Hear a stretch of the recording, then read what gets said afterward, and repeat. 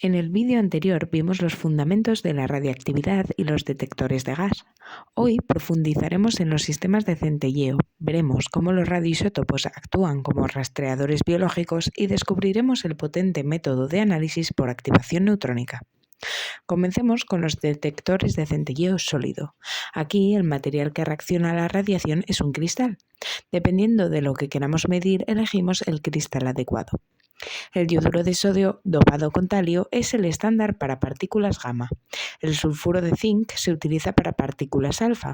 Los compuestos orgánicos como el antráceno sirven para partículas beta de alta energía. Como vemos en los esquemas, estos dispositivos pueden ser instrumentos de campo portátiles o complejos sistemas de laboratorio protegidos por carcasas de plomo para evitar interferencias. Por otro lado, tenemos los detectores de centelleo líquido. En este caso, la muestra no se pone frente al detector, sino que se disuelve directamente en un cóctel luminiscente como el PPO o POPOP en tolueno. Este método es el rey para detectar partículas beta de baja energía, ya que al estar la muestra mezclada con el detector no hay pérdida de energía. Sin embargo, no es útil para rayos gamma, que simplemente atravesarían el líquido sin interactuar con él. Pero ¿cómo llega esa radiación a convertirse en electricidad? Es una carrera de relevos energética. Primero, la partícula beta excita las moléculas del disolvente.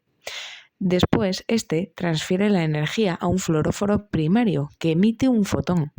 Si esa luz no es captable por el equipo, un fluoróforo secundario absorbe ese fotón y emite otro de mayor longitud de onda.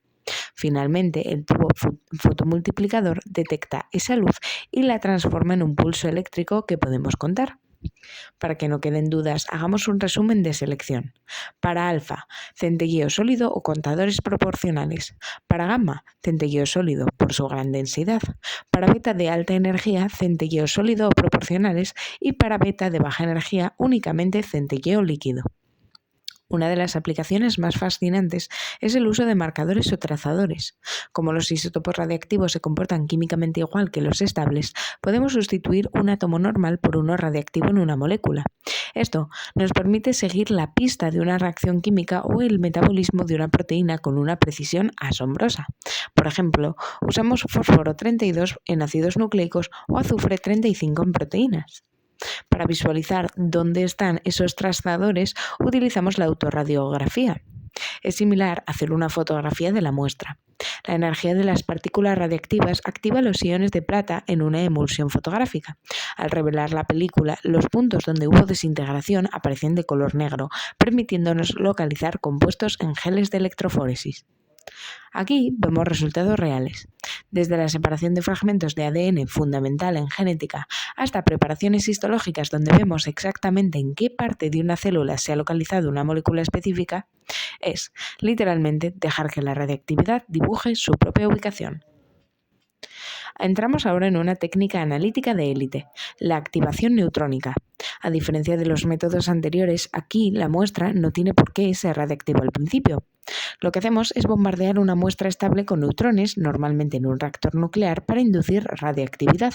Al absorber un neutrón, los elementos de la muestra se transforman en isótopos inestables que emiten rayos gamma característicos. Veamos un ejemplo clásico con el cobalto.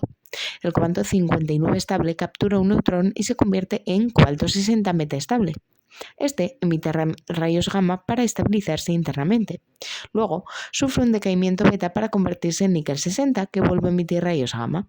Midiendo esas energías gamma específicas, podemos saber qué elementos hay en la muestra y en qué cantidad. Para cuantificar, la regla es sencilla.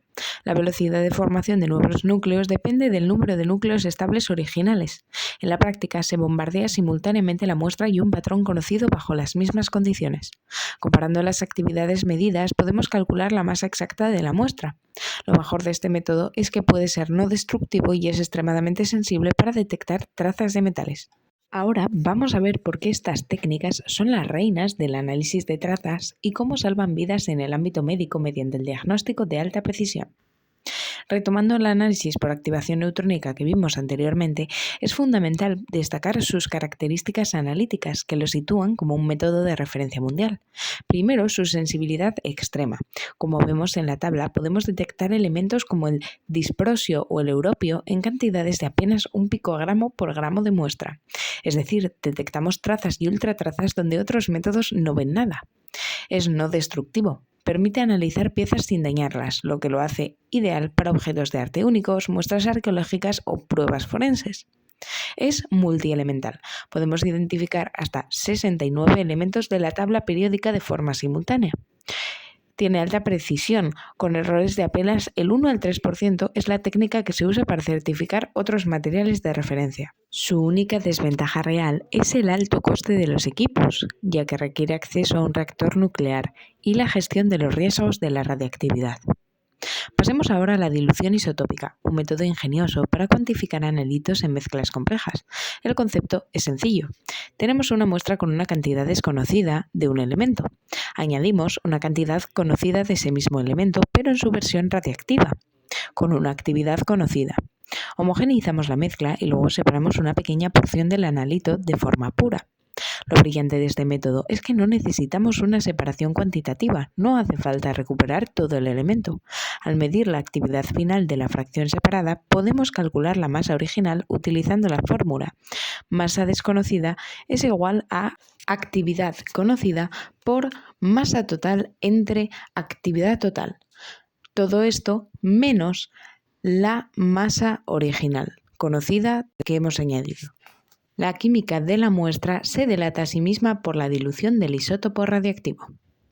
Un ejemplo cotidiano en medicina es la medición del agua corporal total. Se administra al paciente una dosis exacta de agua marcada con deuterio, un isótopo del hidrógeno. Tras unas horas de equilibrio, se toman muestras de saliva. Al ver cuánto se ha diluido ese deuterio en el cuerpo del paciente, podemos calcular con precisión matemática su volumen total de agua. Este método destaca por su gran selectividad y sensibilidad, con límites de detección de 0,01 partes por billón. Aunque se aplica a menos elementos que la activación neutrónica, a unos 30, su equipo es mucho más sencillo y es excelente para detectar vitaminas, aminoácidos o azúcares en muestras biológicas muy complejas.